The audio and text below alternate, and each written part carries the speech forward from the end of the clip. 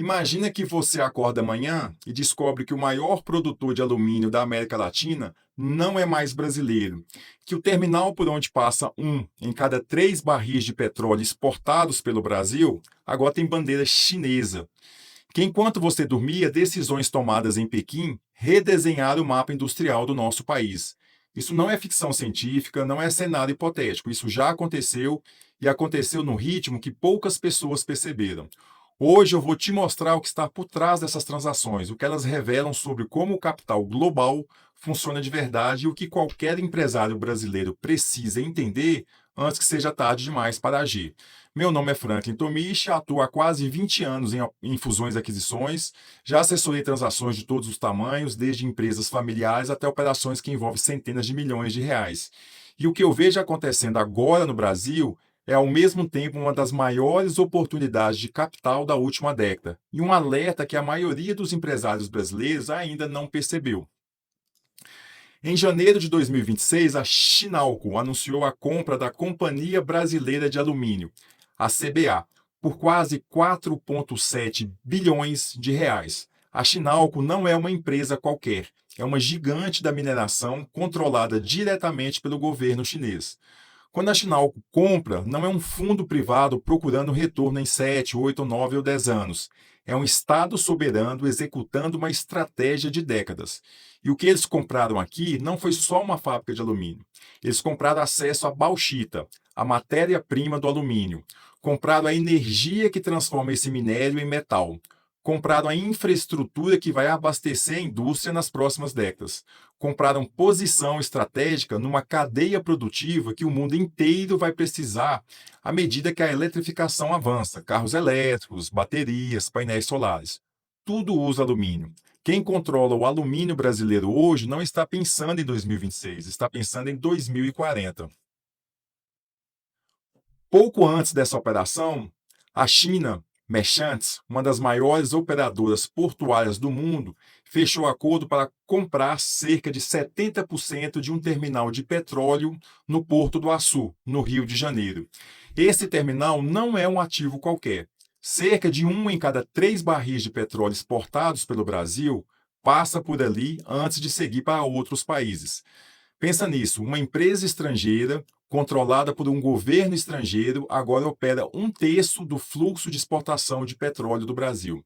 Isso não é detalhe logístico, é posição estratégica num recurso que move economias inteiras. Esses dois casos não são exceções, eles fazem parte de um movimento muito maior. No primeiro trimestre de 2026, o valor financeiro de fusões e aquisições do Brasil disparou 114% em relação ao mesmo período do ano anterior, o maior nível dos últimos 5 anos. E a China está entre os principais compradores de ativos aqui no Brasil. Quando vejo esse número como profissional de M&A, ele não me surpreende. Ele me confirma algo que quem trabalha nessa área já vinha sentindo na prática. O mercado brasileiro está sendo revisitado por capital estrangeiro, como uma urgência que não víamos há muito tempo. A pergunta que todo empresário deveria estar fazendo não é por que a China está comprando. A pergunta certa é por que agora?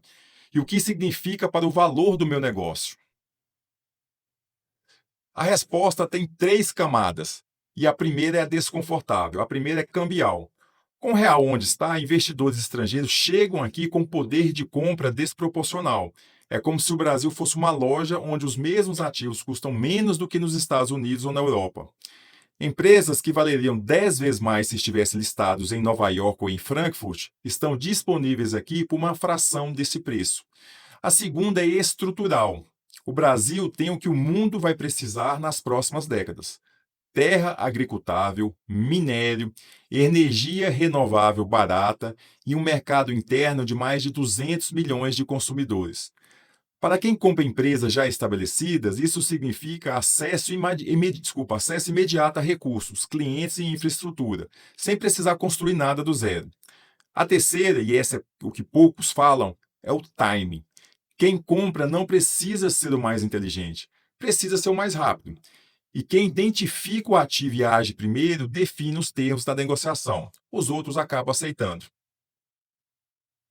Ao longo de quase 20 anos estruturando operações de fusões e aquisições, aprendi uma coisa que parece simples, mas que poucos empresários realmente formalizam.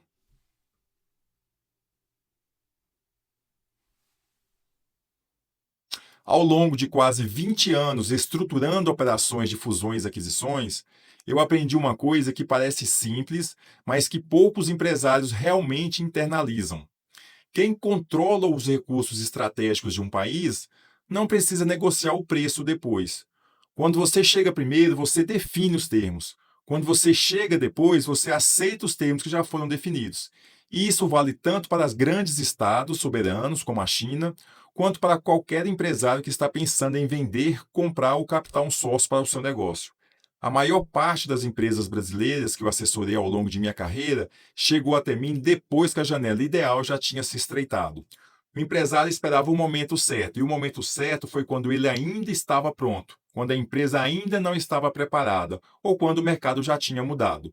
O que a China está fazendo no Brasil não é arrogância, é disciplina estratégica.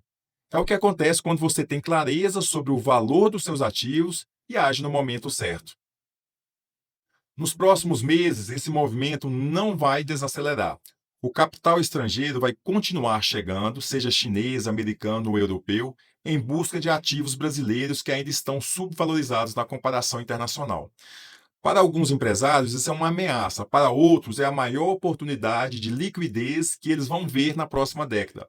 A diferença entre os dois grupos não é sorte, é preparação.